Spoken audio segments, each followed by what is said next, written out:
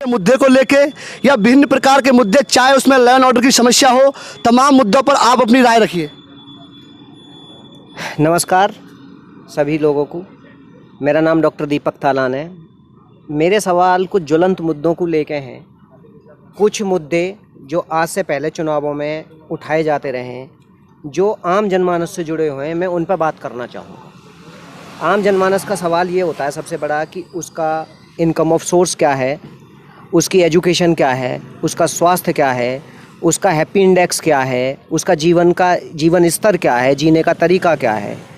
तो व्यक्तिगत रूप से ये मैं मानता हूँ कि मुझे लगता है कि इन्हीं मुद्दों को लेकर चर्चा होनी चाहिए। डेवलपमेंट, भ्रष्टाचार, बेरोजगारी, स्वास्थ्य, शिक्षा। लेकिन मेरा आदरणीय डॉक्टर साहब, मेरा जो मुद्दा है, मैं यही कहना चाहता हूँ कि 2017 से 22 आने वाला है।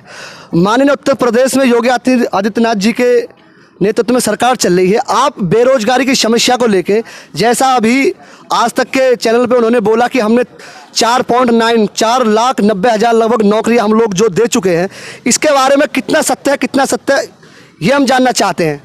मैं एक बात पूछना चाहूँगा आपके यूट्यूब चैनल के माध्यम से कि जब सत्ता पक्ष के लोग किसी चैनल से बात करते हैं, नैतिकता, धर्म, ऐसे शब्दों का प्रयोग करते हैं, क्या केवल इन शब्दों से जीवन चलता है? जीवन तो ग्राउंड लेवल पर चलता है। अगर हम सारे के सारे आंकड़े उठाते हैं तो हम वहाँ पाते हैं कि बेरोजगारी की जो दर है वो 8 पॉइंट से भी ऊपर कूद गई है। जो गरीबी रेखा है वो 2019 का एक आंकड़ा आया था इंटरनेशनल एजेंसी का, उसमें 26 करोड़ से बढ़ के वो 35 करोड़ तो 2019 से पहले हो गई थी। 2 वर्ष हो गए हैं। अगर हम सही मायने में इंटरनेशनल लेवल की एजेंसी को आधार बनाते हुए बात करेंगे तो ये आंकड़ा हो सकता है कि 50 करोड़ से भी ऊपर गरीबी रेखा से नीचे। लेकिन पिछले 2 वर्ष से तो हम लोग देख रहे हैं कि पूरा देश कोरोना से किस तरह से जूझ रहा है। तो अगर हम पिछले 2 वर्ष की यदि हम बात करें तो ये तो कहना गलत होगा कि जो मतलब कि बेरोजगारी इसी में बढ़ी है।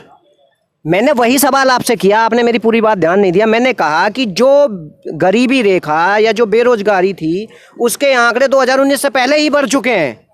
आप समझिए मेरी बात को, मैं क्या कहना चाह रहा हूँ कि कोरोना से पहले ही 10 करोड़ गरीब बढ़ गए थे।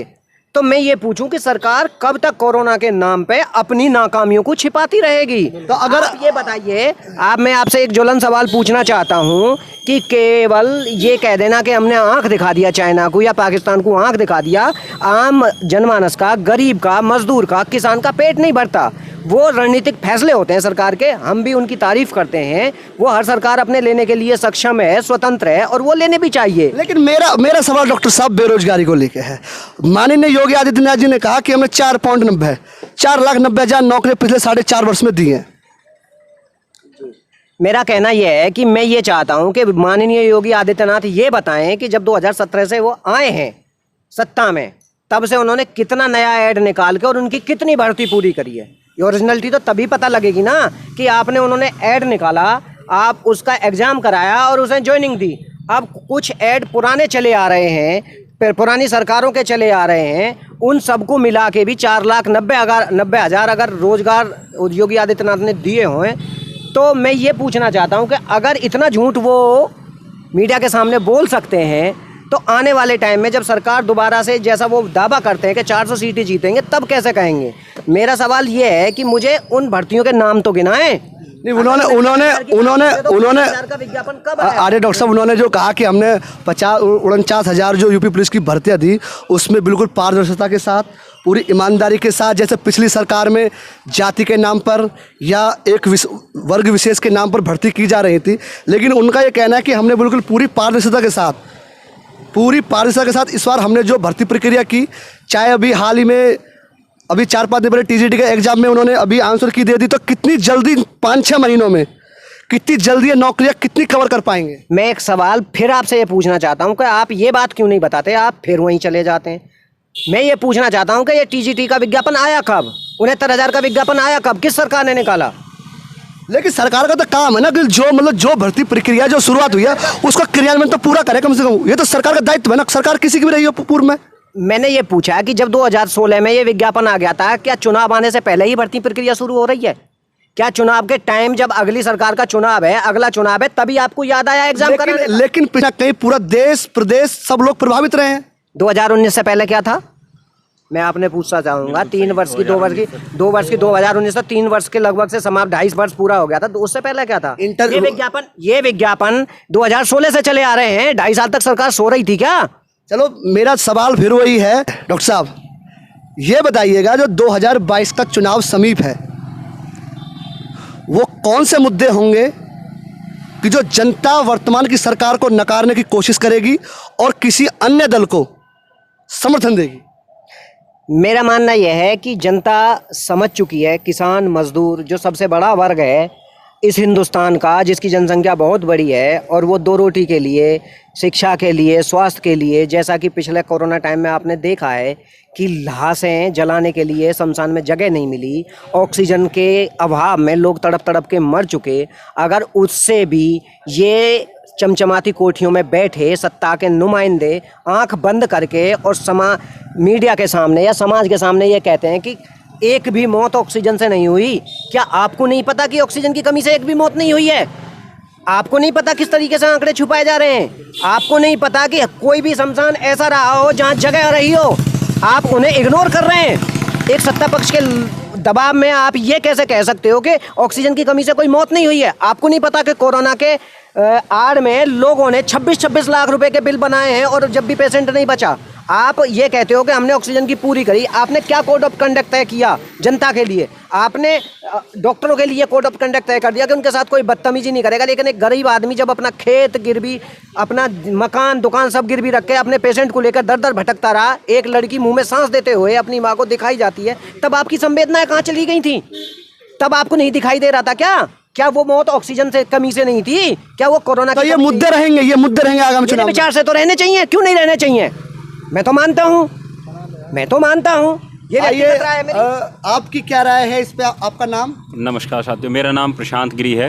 मैं विश्वविद्यालय में लॉ का स्टूडेंट हूँ। एडवोकेट विभाग में मैं पढ़ रहा हूँ फिलहाल, लॉ विभाग में। अभी हाल ही में दिल्ली में एक 9 वर्षीय बच्ची के साथ जो कृत्य है, इतना घिनौना कृत्य है जो अभी हुआ, कहीं ना कहीं लॉ एंड ऑर्डर को लेकर पूरे देश में समस्या है। आप क्या कहना चाहेंगे कि इस केस को किस नज़रिए से देखेंगे और क्या 2022 में ये मुद्दा हो सकता है? देखिए, हमारे माननीय मोदी जी कहते हैं कि महिला सुरक्षा का सबसे बड़ा उन्होंने एक बेटी बचाओ बेटी पढ़ाओ का एक नारा दिया था। उसी के साथ साथ मैं आपको बता देना चाहता हूँ, जो इस बच्ची के साथ 9 वर्ष की बच्ची, एक छोटी बच्ची जो होती है, उसके साथ जिस प्रकार का जो कृत्य हुआ वो बहुत ही घिनौना एवं गलत कृत्य था। और जैसे कि मीडिया के माध्यम से हमें पता लगा कि वो पानी पीने गई थी और उसको करंट लग गया। वहाँ फिर पुलिस के जो लोग आए उन्होंने आकर के कहा कि ये तो करंट से इस लड़की की मौत हुई है, आप इसको जला दीजिए। फिर उसकी माता जी आई, माता जी ने आकर के उसके बारे में बात की और उन्होंने वहाँ विरोध किया। फिर वहाँ पे कुछ लीडर्स गए, उन्होंने जा कर के वहाँ हंगामा खड़ा किया, फिर सभी लोग वहाँ पहुँचे। तो मैं एक बात कहना चाहता हूँ, देखिए इस प्रकार के जघन्य कृत्य तो होने नहीं चाहिए जो जैसे ये चल रहे हैं। और खासकर क्या 22 का मुद्दा बनेगा ये? जी हाँ, बिल्कुल हो सकता है 22 का मुद्दा, क्योंकि आप देख सकते हैं उसके साथ में अभी उत्तर प्रदेश के अंदर ही हाथरस का मामला था, जो अभी एक लड़की के साथ जिस प्रकार आपने देखा। आप ये कहना चाहते हैं कि उत्तर प्रदेश में पूरे भारत में लॉ एंड ऑर्डर बिल्कुल विफल हो चुका है? जी बिल्कुल बिल्कुल। आइए हम चलते हैं, क्या नाम है आपका? मेरा नाम सतकुमार छाजान है और मैं MP.Ed का छात्र हूँ, कैंपस का। अब की बार किसकी सरकार? सीधा सवाल। देखिए, ये कहना तो मुमकिन नहीं है। लोकतंत्र में आपका वोट का अधिकार है। अब की बार किसकी सरकार? अब की बार मैं किसके बारे में कुछ कह नहीं सकता कि किसकी सरकार बनेगी, लेकिन मैं तो यही कहूँगा कि जिसकी भी सरकार हो देश के हित के लिए हो, युवाओं के लिए हो और किसान के लिए हो। तो आपने बात करी किसान के हित में हो। पिछले 9 महीने से गाजीपुर बॉर्डर पर किसान बैठे हैं तीनों कृषि कानून को लेकर। जी, आप क्या कहना चाहते हैं? वो कानून सरकार ने जो थोपे हैं, ये सरकार द्वारा बनाए गए नियम किसानों के लिए कितने हितकारी हैं? ये जो नियम बनाए गए हैं किसानों के लिए बिल्कुल गलत है। और किसान हमारे भाई, हमारे ताऊ चाचा बाबा वहाँ काफ़ी दिनों से बैठे हुए हैं। सरकार को उनकी बात मान लेनी ही चाहिए। यदि नहीं मानेगी तो उसको हम मनवा के रहेंगे। तो यानी इस बार आप सत्ता परिवर्तन करके रहेंगे? बिल्कुल सत्ता परिवर्तन करके रहेंगे। तो ये सत्ता परिवर्तन ही होता है तो हम किसका माने कि कौन है फाइट में? दूसरा अन्य दल। मुख्यमंत्री अखिलेश यादव जी इसके फाइट में रहेंगे। हाँ, समाजवादी पार्टी के जो वरिष्ठ नेता हैं माननीय अखिलेश यादव जी, वो मैं मानता हूं कि वो एक अच्छे व्यक्तित्व के रूप में दोबारा से क्या मुख्यमंत्री के क्या रूप में उभर के क्या अपेक्षाएं आपको माननीय अखिलेश यादव जी से रहेंगी कि जो 2012-17 तक तो उन लोगों ने काम किया, क्या वो उस काम के आधार पर दोबारा और भारतीय जनता पार्टी विफलता के कारण वो आ पाएंगे? नहीं, बिल्कुल आ पाएंगे। इस बार मैं चाहता हूं कि माननीय अखिलेश यादव जी की सरकार बने, और माननीय अखिलेश यादव जी ने काम भी किया। आप देख सकते हैं 100 डायल है, स्वास्थ्य की सेवाएं हैं, युवाओं को रोजगार है, बेटियों को उन्होंने इतना सम्मान दिया, लैपटॉप दिया, बहुत उन्होंने सुविधाएं चलाई। लेकिन जो फिलहाल सरकार चल रही है, इस सरकार में किसी भी प्रकार का ना तो युवाओं को रोजगार है, और जो रोजगार है भी वो सीधा डीएम प्रमाण पत्र उनको देते हैं, आप आइए, वहाँ मजमे लगाए जाते हैं। पहले कोई भर्ती का रिजल्ट आता था या उन्नति उनको मतलब थोड़ा इस वीडियो बहुत एडिट होनी। हाँ, उनको जो नियुक्ति दी गई है वो नियुक्तियां आप देख सकते हैं कि डीएम की यहाँ पर पहुँच करके उन बच्चों को लेनी पड़ रही है। क्या पहले ऐसे होता था पहले सरकारों में? अभी आप विश्वविद्यालय की बात ले लीजिए, विश्वविद्यालय नियम तो ये नियम तो पूर्व का ही नियम है ना। कौन से वाला? जो नियुक्ति पत्र वाली बात कर रहे हैं कि डीएम के यहाँ या क्या नाम है एसडीओ के यहाँ, जो भी आप मतलब बात करना चाह रहे एक बात बताइए, आप कोई आयोजन करके कोई ऐसे नियुक्ति पत्र देता है क्या? ये बताइए जहाँ उनके तो सरकार की अपनी अपनी जो क्रियान्वित करने की प्रक्रियाएं होती हैं। अब आप एक बात देखिए, विश्वविद्यालय में अभी कुछ समय पहले आप भी थे वहाँ पे, दीक्षांत समारोह हुआ। एक बच्चा अपनी मेहनत से पढ़ाई करके आगे बढ़ता है, आगे बढ़ करके वो एक डिग्री की लेता है, फर्स्ट क्लास रैंक आता है, जो कि हमारा चौधरी चरण सिंह विश्वविद्यालय है और एनसीआर का सबसे बड़ा विश्वविद्यालय है। यहाँ पर माननीय राष्ट्रपति राज्यपाल ना आकर के डिप्टी सीएम को भेज दिया जाता है। क्या वो बच्चा उसी के लिए पढ़ाई करता है, मेहनत करता है? एक राज्यपाल की भी तो गरिमाएं होती हैं। चलो धन्यवाद हो तो आपका। तो आप देख सकते हैं हम चौधरी चरण सिंह विश्वविद्यालय में थे और हमने तमाम छात्रों से, तमाम छात्र नेताओं से हम लोगों ने बात की, और जैसा कि जहां तक मैं ऑब्जर्वेशन कर पाया हूं, शायद उत्तर प्रदेश में आने वाले 2022 के चुनाव में भिन्न भिन्न मुद्दों पर राजनीतिक दल अपनी अपनी बात रखेंगे, अपने अपने घोषणा पत्र में लाएंगे। लेकिन ये बात निश्चित है कि लोग मन बनाए बैठे हैं कि लाइन ऑर्डर के नाम पे, कृषि कानूनों के नाम पे, बेरोजगारी के नाम पे, चिकित्सा के नाम पे और तमाम मुद्दों के आधार पर जहां तक ये परिणाम निकल पाया है कि लोग अवश्य ही इस बार सरकार को बदलने का प्रयास करेंगे। धन्यवाद।